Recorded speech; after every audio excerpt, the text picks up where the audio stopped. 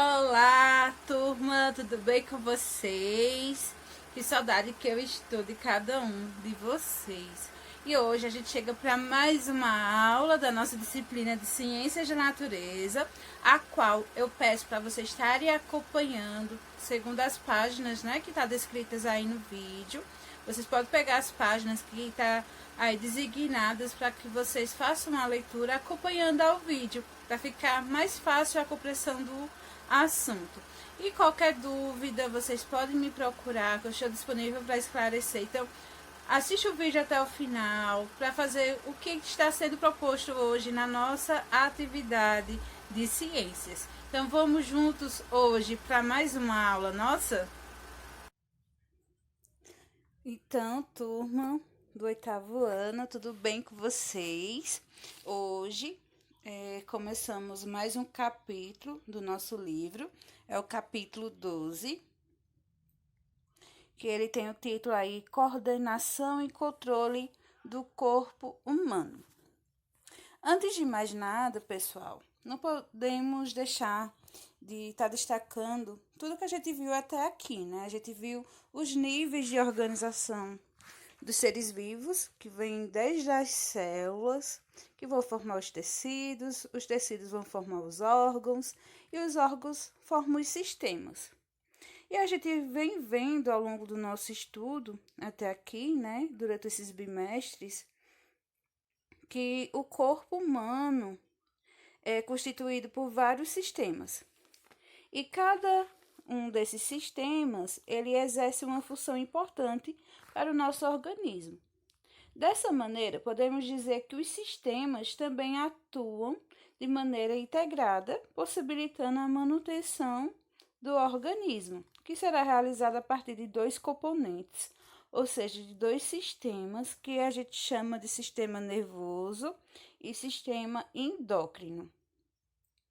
Então, a gente vai estar vendo isso, né? O sistema nervoso e o sistema endócrino, a importância deles nessa ação integrada entre os demais sistemas, ou seja, do sistema digestório, com o sistema respiratório, circulatório, eles podem estar agindo de forma integrada.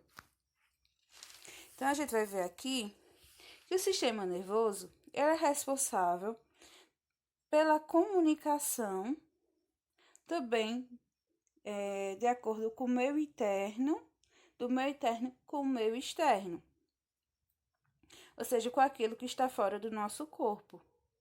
O meio interno é o que vai estar no interior do nosso corpo, que vai estar se relacionando com o que está afora. Tudo o que a gente percebe como o escutar, o sentir o gosto, o cheiro, sentir as coisas a partir do tato, né? As texturas, se tá frio, se tá gelado, se tá quente, no caso, gente. Tudo isso a gente percebe a partir do nosso sistema nervoso. Então, o sistema nervoso ele está totalmente interligado com o que acontece fora do nosso corpo.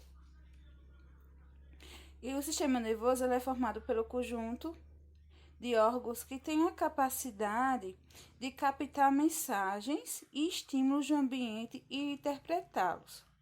O que isso quer dizer? Quer dizer que quando você escuta uma música, seu aparelho auditivo ele vai captar as ondas sonoras, transmitir elas para o sistema nervoso e o sistema nervoso vai interpretar o que você está ouvindo, o que você está escutando.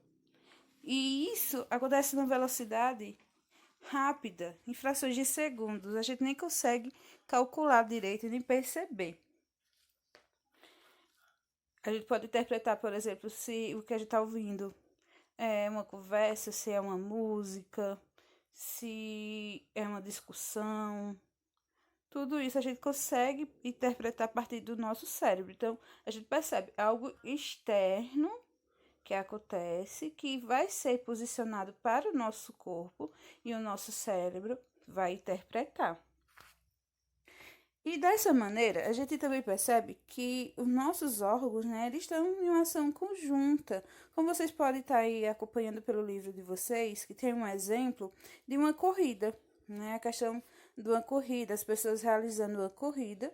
E nessa ação de correr, os vários sistemas, eles estão numa ação integrada, ou seja, juntas.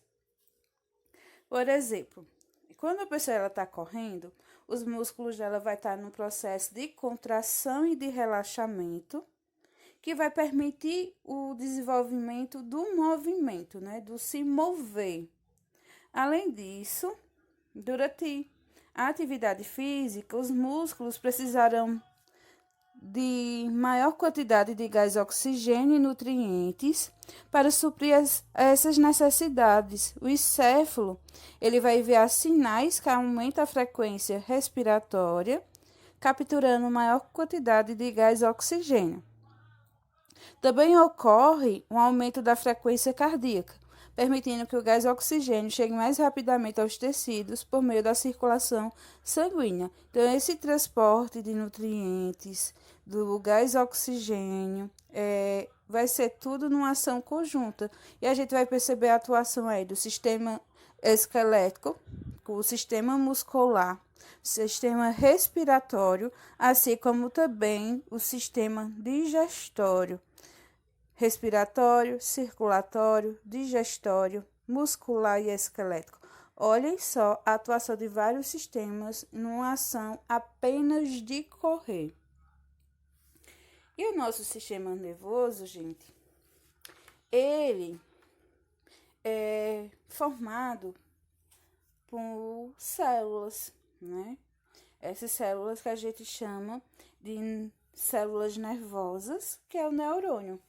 Existem vários tipos de neurônios, não é apenas um, no corpo humano, que é especializada aí a célula na transmissão do impulso nervoso.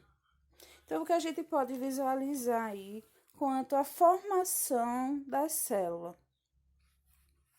A gente vai ter o corpo celular, que é essa parte rosadinha, que ela vai comportar aí o núcleo celular. Como a gente sabe, as células do nosso corpo são células eucarióticas. Então, se é uma célula eucariótica, o nosso núcleo da nossa célula é delimitado por uma membrana, é sustentado o material genético por uma membrana. Então, a gente vai ter aí no corpo celular um núcleo celular. E em seguida, né, além do corpo celular, a gente temos um prolongamento, que a gente chama de axônio. O axônio é esse prolongamento também na cor aí rosa. E nos axônios a gente vai encontrar estruturas, essas estruturas aí no roxo, lilás, né, que tá sobre o axônio, que a gente chama de bainha de mielina, que é um tipo de gordura que vai estar protegendo o axônio. E no final, a gente vai ver que o axônio também tem ramificações, como no corpo celular. Essas ramificações parecem umas raizinhas de planta, na verdade o que a gente chama de dendritos, tá certo? Então, essa é a composição dos nossos neurônios. E o nosso neurônio é responsável por transmitir os impulsos nervosos. Então, a informação que chega a um neurônio, ele tem a responsabilidade de enviar a outros neurônios. Ele vai funcionar da seguinte maneira: o corpo celular de um neurônio se liga aos dendritos de outro neurônio para a informação assim ser transmitida. Aí a gente tem os tipos de neurônios, né? Os neurônios, como eu falei para vocês, não existe apenas um. O neurônio sensorial, que pode estar captando informações do meio externo. O neurônio de associação e o neurônio motor. Vamos para um exemplo que pode estar acontecendo.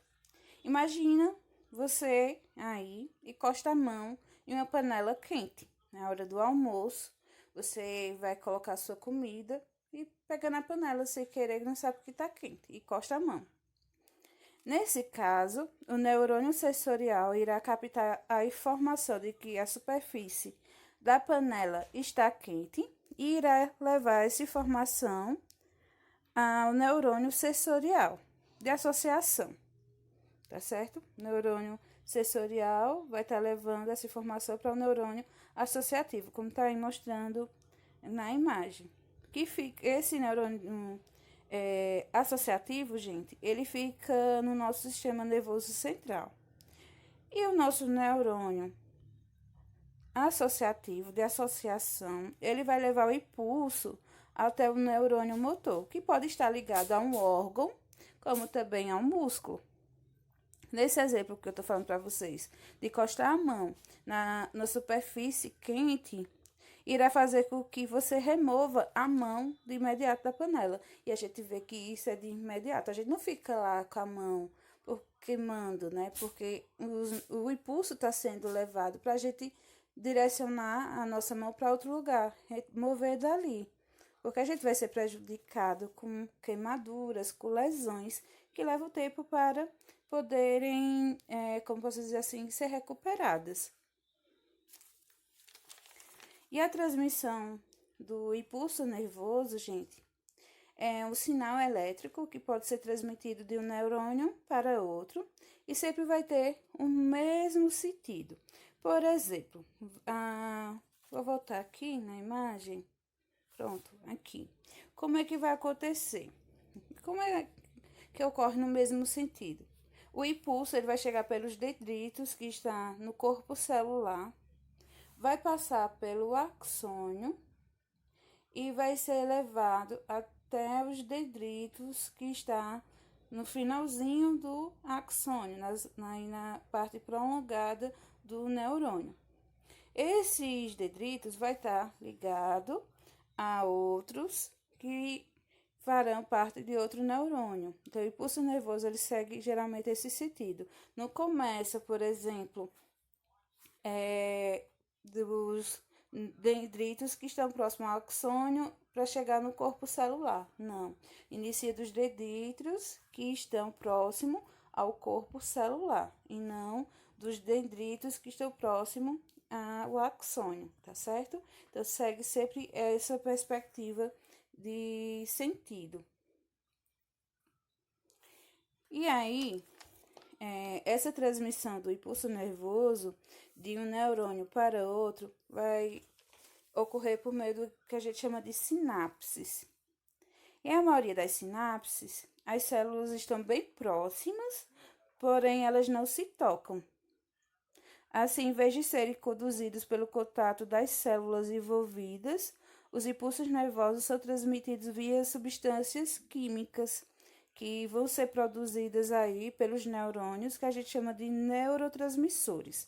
Então, é nessa perspectiva que ocorre o impulso nervoso, né? A transmissão do impulso nervoso nas nossas células que compõem o tecido nervoso, que são os neurônios. E no meio disso tudo, gente, tem uma doença, né? A gente já viu as doenças autoimunes, que é a esclerose múltipla, que ela ataca as células do nosso organismo, né? Ela tende, as doenças autoimunes, como a gente já viu, são doenças que elas tendem a combater as próprias células do corpo. Ela vê as células do corpo como antígenos, como fosse algo que viesse a prejudicar, a causar uma doença. Mas, na verdade, não é assim. Não são antígenos, são células do corpo. E ela vai atingir as células que vão estar presentes no cérebro e na medula espinhal. E ela prejudica muito nessa questão da transmissão do impulso nervoso. E, como consequência, a pessoa pode apresentar alguns sintomas, como alterações na fala, dificuldade de raciocínio, problemas de equilíbrio, de coordenação, entre várias outras. Não sei se vocês fazem uma ligação aí. Tem algumas questões às vezes, alguns conteúdos que o professor está explicando em sala de aula que vocês têm dificuldade de compreender, não é? É muito ligado à questão do impulso nervoso. Isso significa que o professor, a professora está ali tentando explicar um assunto, mas não está vendo a transmissão do impulso nervoso pelo neurônio a outro. Mas às vezes basta uma palavra que você consegue compreender isso de forma muito rápida. Então, é quando ocorre a transmissão do impulso nervoso para outro impulso nervoso e você já consegue interpretar aquela informação, entender aquela informação. Então, essa é a nossa aula, gente. Muito obrigada pela atenção, por ter chegado até aqui. Estou com muita saudade de vocês. Se cuidem das pessoas que estão próximas a vocês. Vamos fazer a nossa parte. Faça uma atividade de escrita e assim que terminar, me envie, tá bom? Beijos e aquele abraço caloroso em cada um.